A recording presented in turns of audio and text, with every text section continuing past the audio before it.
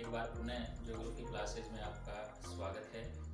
एक नए बिंदु के साथ, एक नई जानकारी के साथ मैं आपके समक्ष हाजिर हूँ। आज का बिंदु हमारा है भारत की अवस्थिति। वैसे देखा जाए तो स्थिति और अवस्थिति में मामूली सा अंतर है, समझने की बात है। स्थिति में हमने अक्षांशीय और देशांतरीय मानों को पढ़ा था और अवस्थिति में हम सीमाओं को पढ़ने वाले हैं। अर्थात अवस्थिति का सामान्य अभिप्राय होता है कि कोई भी जगह किन किन चीज़ों से घिरी हुई है, जिन चीज़ों से घिरी हुई है वो चीज़ें उसकी अवस्थिति बताती है, उसकी सीमाएं निर्धारित करती है। यानी आज हम पढ़ने जा रहे हैं भारत की सीमाओं के बारे में। इस वीडियो को आगे बढ़ाने से पहले मैं यहाँ पर एक राय देना चाहूँगा कि आप भारत का नक्शा बनाना सीखें और उसमें हर राज्य की स्थिति आपको भरनी आनी चाहिए, क्योंकि अवस्थिति से संबंधित जो प्रश्न परीक्षा में पूछे जाते हैं उनमें बहुत सारे प्रश्न राज्यों से जुड़े हुए भी होते हैं। चलो आइए सबसे पहले हम भारत का नक्शा बना लेते हैं और उसके बाद हम आगे की जानकारी।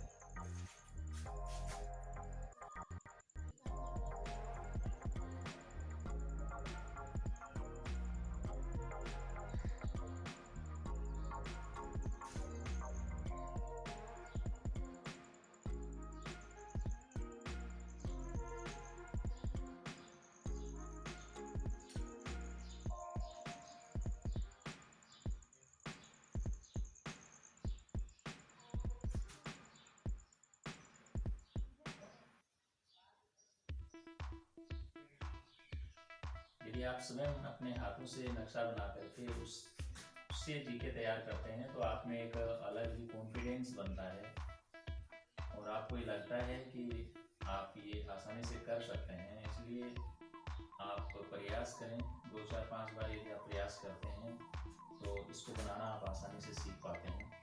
ये मैंने आपके सामने भारत का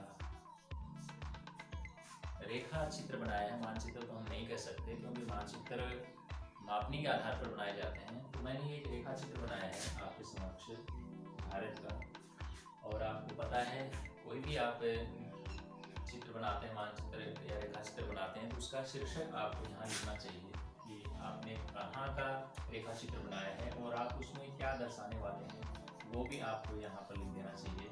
जैसे हम यहाँ पर अवस्थिति दर्शाने वाले हैं और अवस्थिति का मतलब यहाँ हम किससे ले रहे हैं, सीमा से ले रहे हैं, क्योंकि हर शब्द के कई अर्थ होते हैं, उसके नाउन प्रोनाउन के आधार पर उसके अर्थ चेंज हो जाते हैं। तो यहाँ पर इसका अभिप्राय हम सीमा से ले रहे हैं। साथ ही हमें यहाँ पर नोट भी दर्शा देना चाहिए ताकि आपको पता चले कि उस भूभाग में उत्तर दिशा किस तरफ है।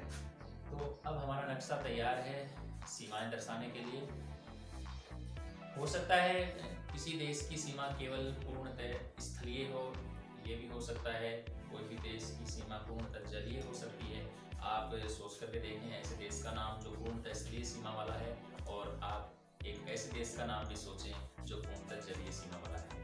हम भारत की बात करें तो भारत एक अनोखा देश है और इसको प्रकृति ने इतनी विविधताएं दी है जितनी विश्व के शायद ही अन्य किसी देश में हो, और यही कारण है कि हमारा देश विश्व में एक अलग पहचान रखता है। मेरा कहने का मतलब ये है कि भारत के पास स्थलीय सीमा भी है और जलीय सीमा भी है। सबसे पहले हम जान लेते हैं कि भारत की कुल सीमा कितनी लंबी है। भारत की कुल सीमा की यदि हम बात करें तो भारत के पास जो टोटल सीमा है वो है 22,716.6 किलोमीटर, यानी लगभग में आप आंकड़ा याद रख सकते हैं 22,716 किलोमीटर। अब हम जान लेते हैं कि इसमें से स्थलीय कितनी है और जलीय कितनी है। स्थलीय सीमा की बात करें तो भारतीय स्थलीय सीमा है वो 15,200 किलोमीटर है। स्थलीय सीमा का मतलब अंतरराष्ट्रीय सीमा से होता है, क्योंकि स्थलीय सीमा किसी ना किसी दूसरे देश के साथ लगती है, उसे हम अंतरराष्ट्रीय सीमा कहते हैं। यानी भारतीय अंतरराष्ट्रीय सीमा की लंबाई 15,200 किलोमीटर है। जलीय सीमा की हम बात करें तो जो पॉपुलर आंकड़ा है वो 6100 किलोमीटर है, और अक्सर प्रतियोगिता परीक्षाओं में इस आंकड़े से जुड़े प्रश्न पूछे जाते हैं। लेकिन यहाँ पर आपको 2 आंकड़े याद करने पड़ेंगे। ठीक उसी प्रकार जिस प्रकार हमें अक्षांशीय स्थिति में 2 आंकड़े याद करने पड़ते हैं शुरुआती अक्षांशीय मान के, वैसे ही यहाँ पर भी आपको 2 आंकड़े याद करने पड़ेंगे। 6100 के साथ आपको 7516.6 किलोमीटर, या फिर आप इसको लगभग में याद रखें 7517 किलोमीटर। ऐसा क्यों है ये भी आपको जान लेना चाहिए। तो मैं यहाँ पर आपके सामने ये कुछ बिंदु दर्शा रहा हूँ, आप समझ गए होंगे कि मैं क्या दर्शा रहा हूँ।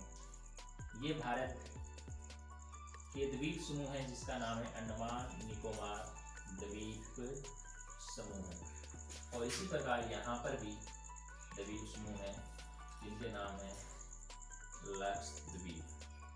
क्योंकि आप जानते हैं ये दोनों द्वीप समूह भी भारत के अभिन्न हिस्से हैं, तो इनकी भी सीमा बनती है जो अपने आप में जलीय सीमा है। क्योंकि कोई भी देश द्वीप होगा वो पूरी तरह चारों ओर से पानी से घिरा हुआ रहता है, तो वो जलीय सीमा में सम्मिलित होता है।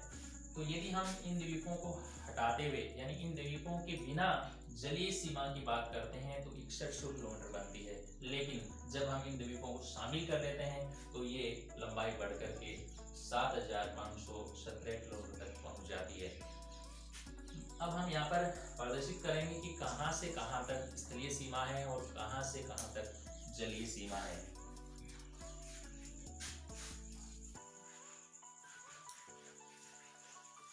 ये जो आप भाग देख रहे हैं यहाँ से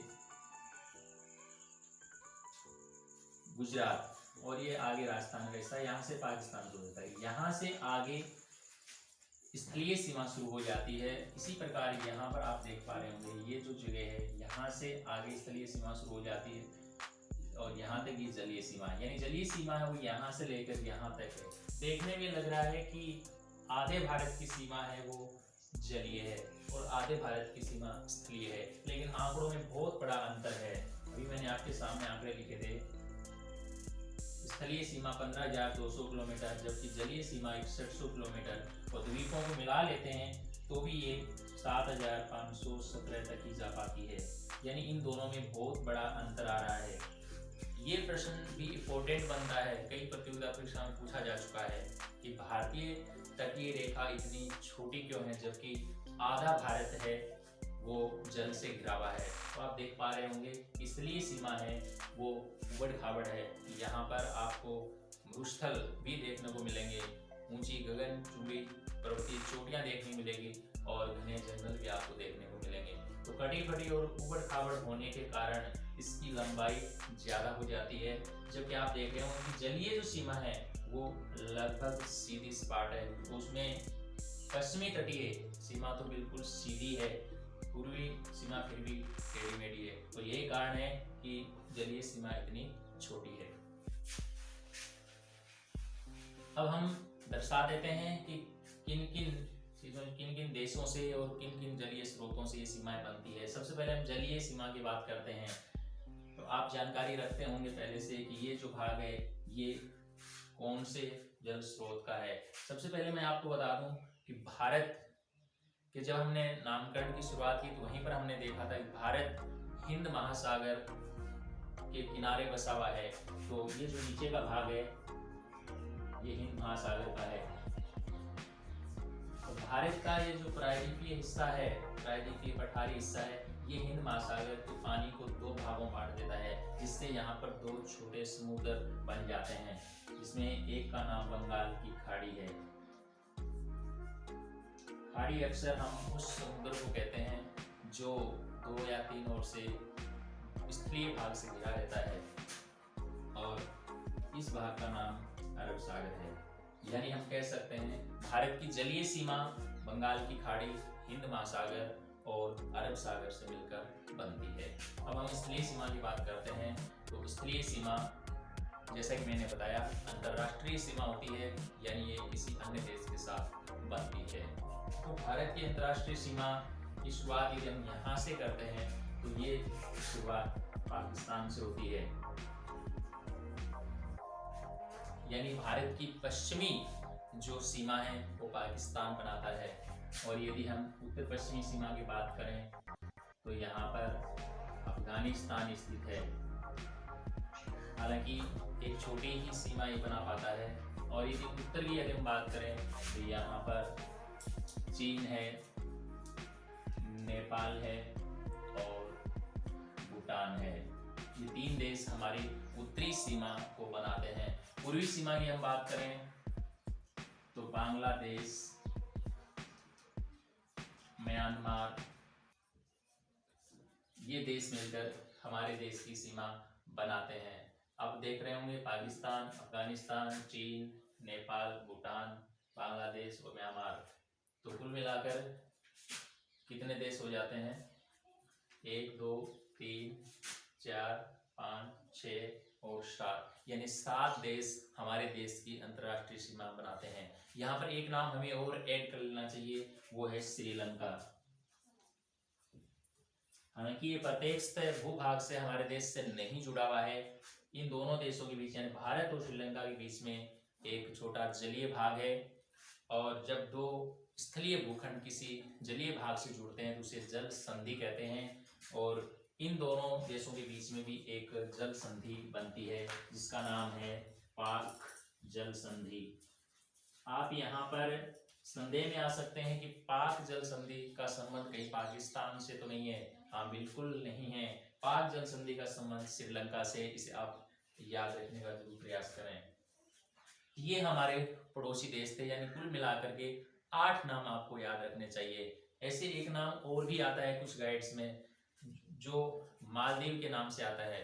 मालदीव भी इसी प्रकार एक जल से घिरा हुआ देश है जो भारत का पड़ोसी देश माना जा सकता है, लेकिन वो भारतीय जलीय सीमा से बाहर है, इसलिए उसका जिक्र यहाँ नहीं हो रहा है।